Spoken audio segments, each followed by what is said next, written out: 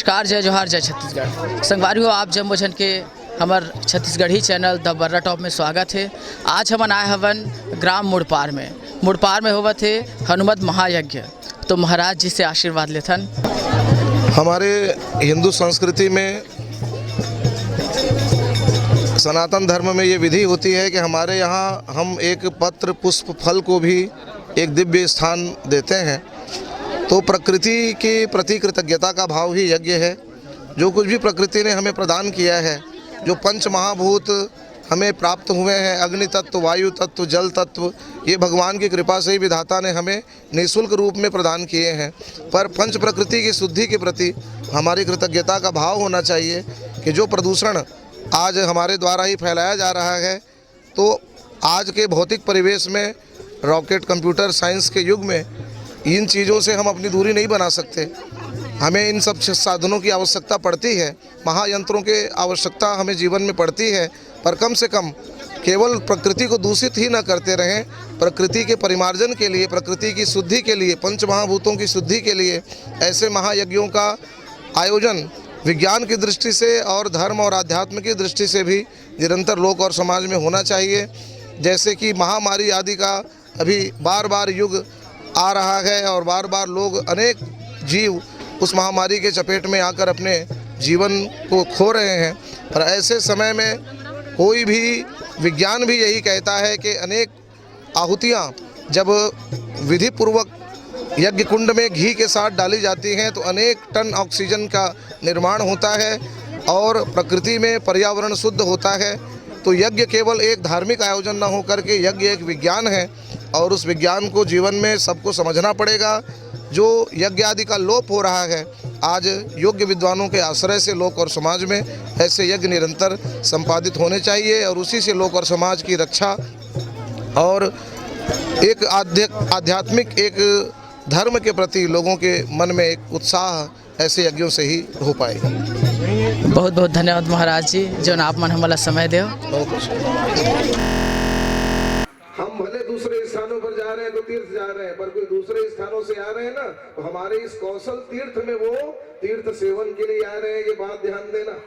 जिन भगवान राम के 17.5 लाख वर्ष पूर्व पहले नंगे पैर जो भगवान वन के मार्ग में चले धर्म की रक्षा के लिए, उस आदर्श को याद करते हो। पर कहाँ भगवान नंगे पैर चले? हमारे छत्तीसगढ़ में चले। दंडक वन प्रभु पावन कीना। हमारे इस छत्तीसगढ़ के कण कण में भगवान के चरण की रज बसी हुई है। इसलिए हमारा ये छत्तीसगढ़ ना बहुत समृद्ध प्रदेश है सज्जनों। यहाँ कोई ज्यादा आतताई नहीं है, यहाँ कोई बहुत ज्यादा दुष्ट हृदय के जीव नहीं रहते। यहाँ तो सबके हृदय में बड़ा प्रेम और सौहार्द रहता है। हमारे पूज्यपाद गुरुदेव भी कहते हैं, शंकराचार्य महाराज कहते हैं कि पूरे भारतवर्ष में हम जाते हैं, लेकिन जो प्रेम और लालित्य छत्तीसगढ़ के लोगों से मिलता है वो सारे भारत में और कहीं नहीं मिलता। जो आस्था और श्रद्धा छत्तीसगढ़ के रहने वालों के हृदय में बसती है वो सारे भारत में और कहीं देखने को नहीं मिलती। हाँ, क्योंकि भाई भगवान पर जिस माताओं ने प्रेम लुटा दिया, भगवान को जिस माता ने अपने गर्भ से जन्म दे दिया, समझ लेना वो माता के हृदय में, तो उसके गोद में तो सारा संसार समा जाएगा। इसलिए वो हर माँ यहाँ की कौशल्या है और हम लोगों को वो गौरव मिला है कि ऐसे ऐसे महान यज्ञों का संपादन जो हम लोग गुरु कृपा से करते हैं, वो परंपरा चली आई है भगवान राम के समय से। यहाँ के विद्वान सारे भारत में जाकर के यज्ञ कराते हैं। हम लोग भी गए, हम लोग इस छत्तीसगढ़ के, हमको गौरव है अपनी माटी पर कि हम जब मिथिला गए, मिथिला जनकराज की भूमि मिथिला, ऐसे ऐसे विद्वान वहाँ के एक एक विद्वान, यज्ञाचार्य के योग्यता वाले विद्वान, 2500 विद्वान, 50 विद्वान हमारे सामने गुरु कृपा से हाथ जोड़े खड़े रहते थे और उस जगह में भी जाकर के हमने यज्ञ कराया और महान यज्ञों का संचालन हमने किया। ये हमें अपने छत्तीसगढ़ के बालक होने पर गौरव है। हमें गौरव है इस बात पर कि ऐसे महान यज्ञों का संचालन गुरु कृपा से, ईश्वर की कृपा से हम करते हैं और सारे भारत के लोग भी इस यज्ञ का दर्शन कर रहे हैं। आप ऐसा मत समझो, आजकल तो ये इलेक्ट्रॉनिक मीडिया का युग है ना, जान लो आपके मुड़पार का यज्ञ पूरे भारत में पहुंच चुका है।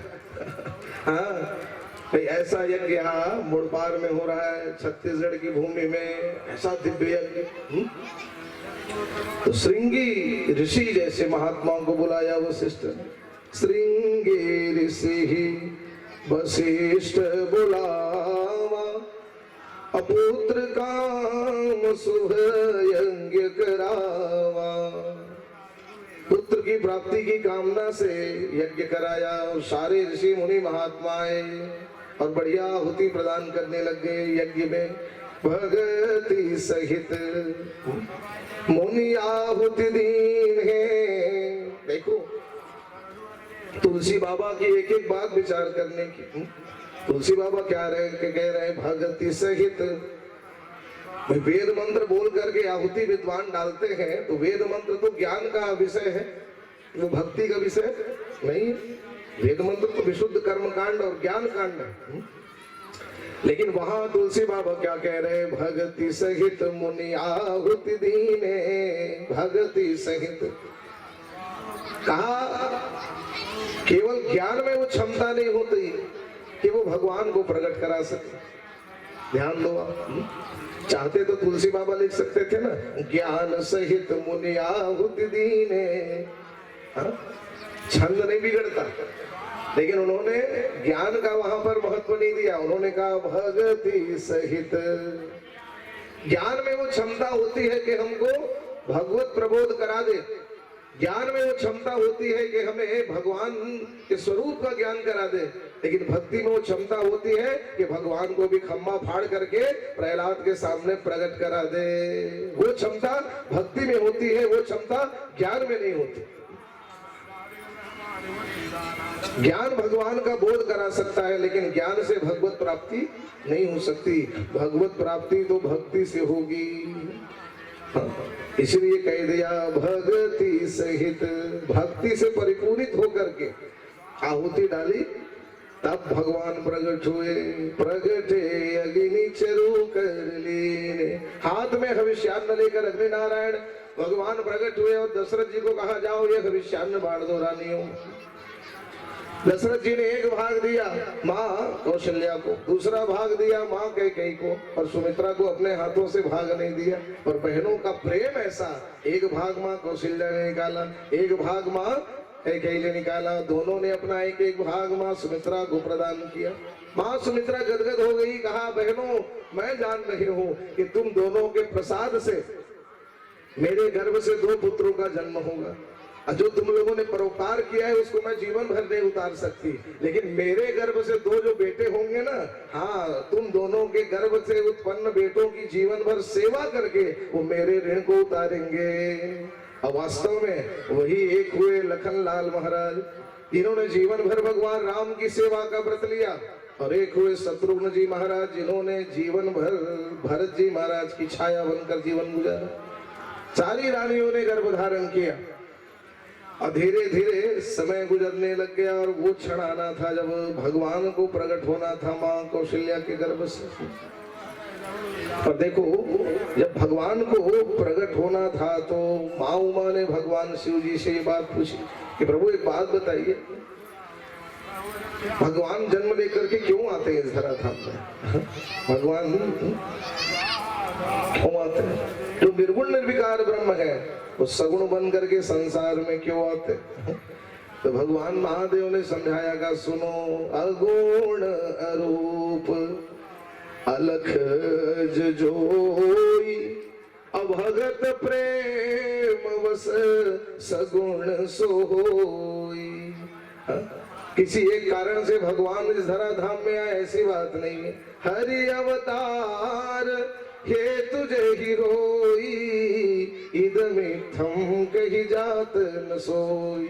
इसी एक कारण से भगवान आए धराधाम में, ये हो ही नहीं सकता कर। राम जन्म के हेतु अनेका, परम विचित्र एक ते का। अनेकों कारण गिनाए। और जब चारों ओर दुष्ट दैत्यों का अत्याचार धराधाम में होने लग गया, तो मां पृथ्वी भी दुष्टों के अत्याचार से भाराक्रांत हो गई। और हमारे यहाँ पृथ्वी का एक तो आदि भौतिक स्वरूप होता है, वो पृथ्वी के रूप में, और दूसरा स्वरूप होता है आदि दैविक स्वरूप, वो होता है गौ माता के स्वरूप में। गौ माता का सीधा संबंध पृथ्वी से है, आप समझ लो। गौ माता पर अगर अत्याचार होगा, उसका प्रकट प्रभाव आपको पृथ्वी में और पंच महाभूतों में देखने को मिलेगा। और ये जो पर्यावरण कुपित है, पंच महाभूत आज कुपित है, उसका कारण यही है कि जितना हम लोग गाते हैं ना, श्री राम जय राम, गोविंद जय जय, गोपाल जय जय, ये जितना हमारे संकीर्तन की ध्वनि भगवान के कानों में नहीं जाती होगी, उतना इस पृथ्वी पर सूर्य की पहली किरण पड़ते ही 1 लाख गौवंश काट दिया जाता है। वो भगवान के कानों में वो गौ माता का करुण क्रंदन जाता होगा। जितना हम लोगों का भजन कीर्तन भगवान के कान में नहीं जाता ना, उतना 1 लाख गौ माता सूर्य की पहली किरण पृथ्वी पर पड़ती है और काट दी जाती है। अब लोग कहते हैं हम तो नहीं काटते महाराज जी, हम तो नहीं काटते, नहीं तो बेचते तो आप हो ना। हाँ, जब तक गौ माता दूध देगी तब तक उसकी सेवा करो। अरे आपकी जूठन खा करके वो गौ माता अमृत के तुल्य आपको दूध प्रदान करती है। अपनी माँ का दूध तो 2-4 साल पीते हो, उस माँ से कहते हो कि माँ मैं तेरे दूध का कर्ज नहीं उतार सकता, लेकिन जिस गौ माता के जीवन भर दूध पीते हो रे भाई, हाँ, जब तक दूध देती है तब तक सेवा करोगे, और दूध देना बंद करे तो बिचौलियों के हाथ 200-400 में बेच दोगे गौ माता को। हाँ, माता पिता जब तक तुम्हारे लिए कुछ करेंगे तो उनकी सेवा करोगे, और जब वो करने के कुछ योग्य नहीं रहे तो निकाल लो घर से या कसाईयों के हाथ भेज दो। ऐसा नहीं भाई। आप सेवा का मतलब समझिए। सेवा का अर्थ ये नहीं होता कि जब तक वो आपके लिए कुछ कर रहे हैं तो आप उनके लिए कुछ कर रहे हो, वो सेवा नहीं होती, वो तो स्वार्थ होता है। सेवा तो वो होती है जिसको निस्वार्थ भाव से किया जाए, उसका अर्थ सेवा होता है। विचार करो, आज बेचारी गौ माता सबसे बेसहारा है। अब भले कोई दुनिया भर की योजना आप बना दो, ये नरवा गरवा घुरवा, ये जो कुछ भी योजनाएं बनती है, हाँ, हमें तो कोई इससे प्रयोजन नहीं है रे भाई, पर जब तक उसका क्रियान्वयन धरातल पर नहीं होगा। अच्छी बात है, बहुत बढ़िया योजना है, गौ माताओं के लिए संरक्षण के लिए चारागाह आदि सब बनाए जा रहे हैं, बहुत अच्छी बात है। गौ माताओं के लिए भी स्थान सुरक्षित रहना चाहिए, बेचारी कहाँ जाएंगी।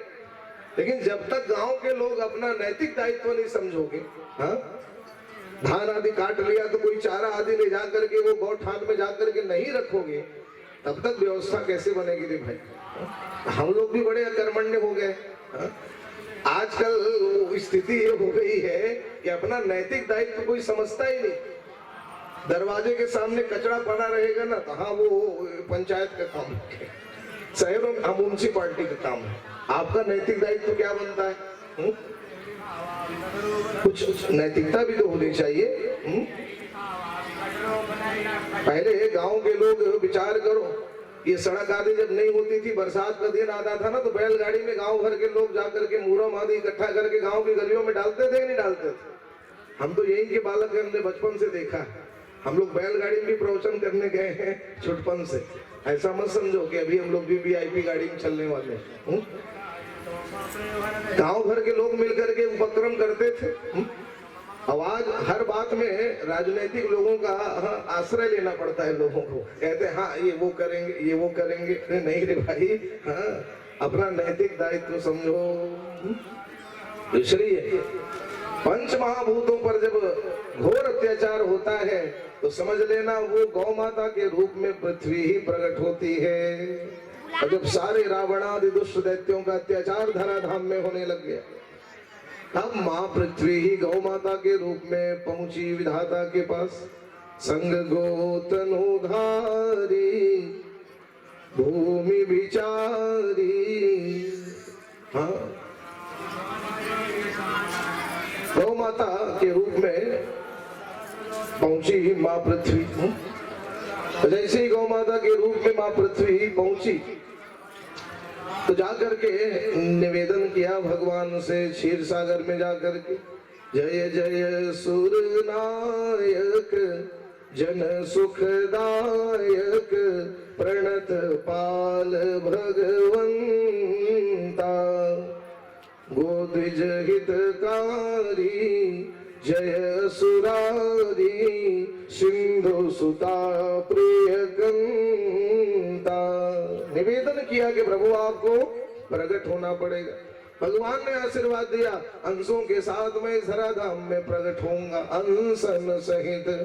और तब जगन निवास परमात्मा माँ कौशल्या के गर्भ में प्रविष्ट हुए। और जिस दिन से भगवान माँ कौशल्या के गर्भ में आए, सारे अयोध्या में आनंद की लहर दौड़ पड़ी।